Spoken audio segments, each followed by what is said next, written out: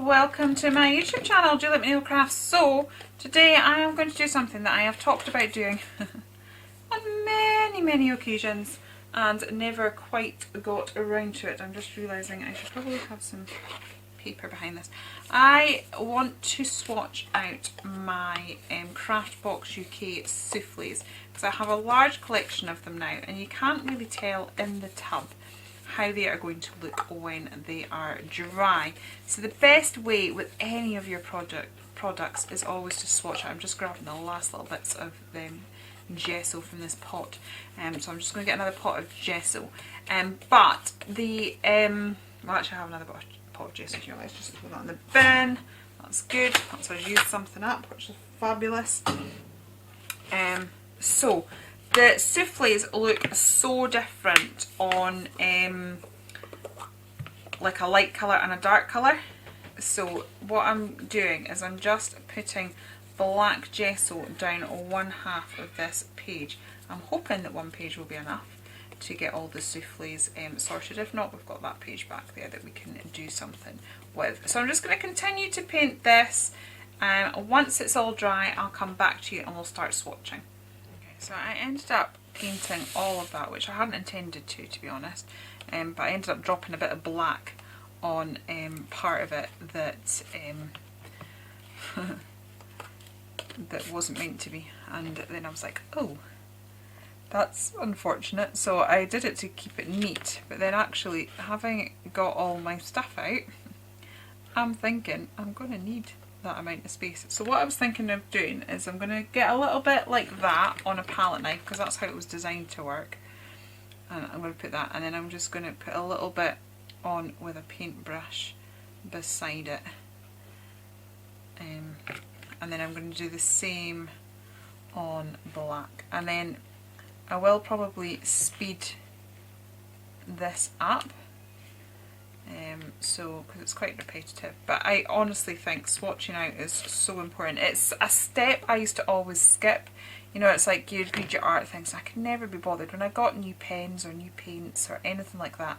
The first thing I want to do is just play with them, and I have been playing with these for ages without having swatched them, but now it gets to the stage, honestly these dry so differently to how they turn out on the project that it's worth having it swatched out to see what it looks like dry, because otherwise you're working blind a little bit. Right, I'm just going to have to change the angle here so I can write. So we've got Fool's Gold, and I'll just put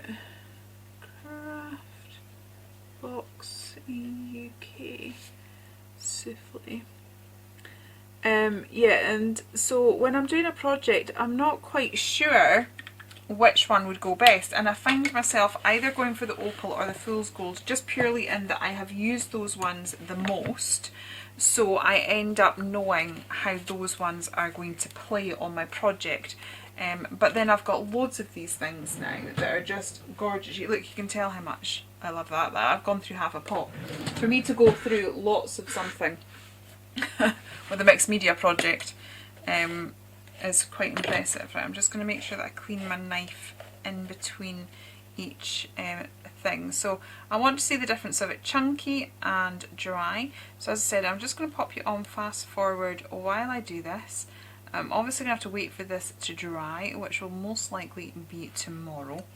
And I'll show you what it all looks like when it's all dried up, but also I will show you, if you follow my channel you'll have seen that I've used these a few times.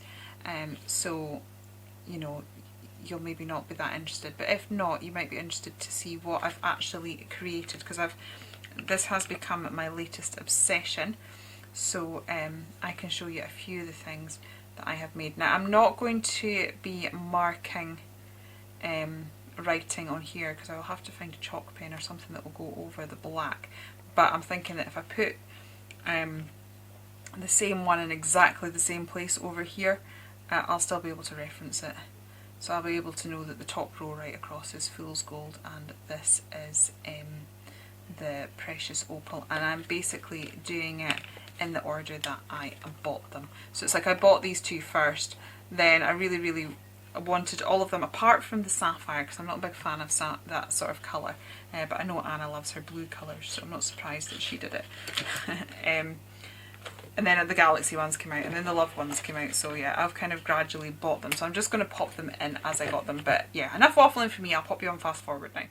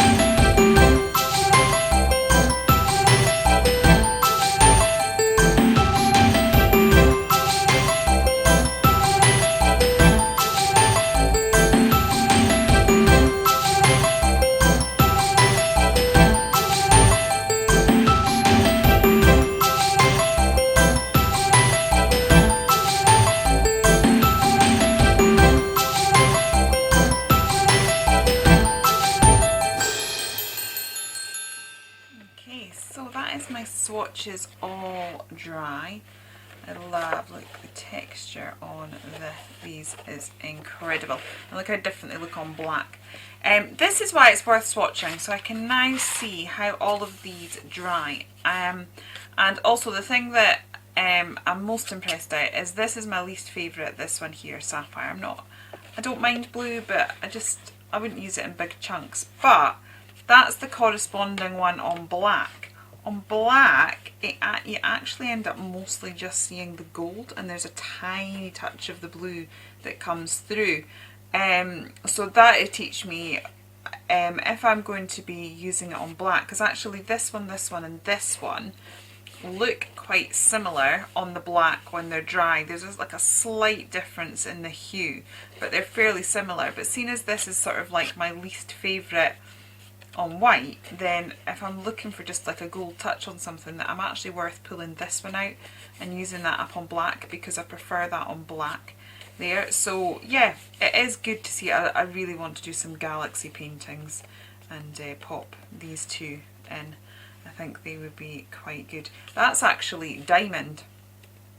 That looks like it should be one of the Galaxy ones, but that's actually diamond, which is that one. Again, look how different it looks on black and white. So this is why it's worth swatching out, because you can have a look at your project, you can see, you know, what you're going to do, what's going to work, and yeah, I do fully believe that it's really important to swatch your products and to have a reference point. It gives you more confidence when you're then creating your project. So I have used these a lot. You've probably seen me make some of these. So this was a little steampunk thing. I had to have a video for this. Pretty sure that on this one I used the Fool's Gold and the Precious Opal, a combination of both. So I think the Fool's Gold sort of went on the sides there, and then I had the Precious Opal down here on the dress. This was a Dawn and Julia Create, and I've got some all along the bottom here, and I think I used the Sapphire. You can just see bits of it there. I used the Sapphire, and I think I used this Constellation one here. So that's it. So just to give you an idea of how they look in situ. And this is another project, that was another Dawn and Julia Create, and I've got the Fool's Gold down the sides there, and then I'm pretty sure it's the opal one. So they're a gorgeous, gorgeous product. What's really funny about these is I absolutely love them, and you know, I am not one for glitter. So in my normal crafting, I wouldn't think about getting glitter and stuff out like that, but I love these. I love the, I don't know, I think it's the fact that you've got the texture and stuff as well. And I'm actually thinking that if that was too blingy for you, you could knock that back with gesso and dry brush it a little bit, then you'd get an element of the shine, but maybe not quite so much. So anyway, that is my Craftbox souffles swatched out. I will pop a link to Anna Hersom's channel and to her shop in the description box below. And yeah, thank you for joining me. I know it's a bit different, we've not made anything, but I hope you've enjoyed it anyway. If you have enjoyed it here, please do consider liking and subscribing, and I'll be back with you again very, very soon. Okay, take care then, and goodbye!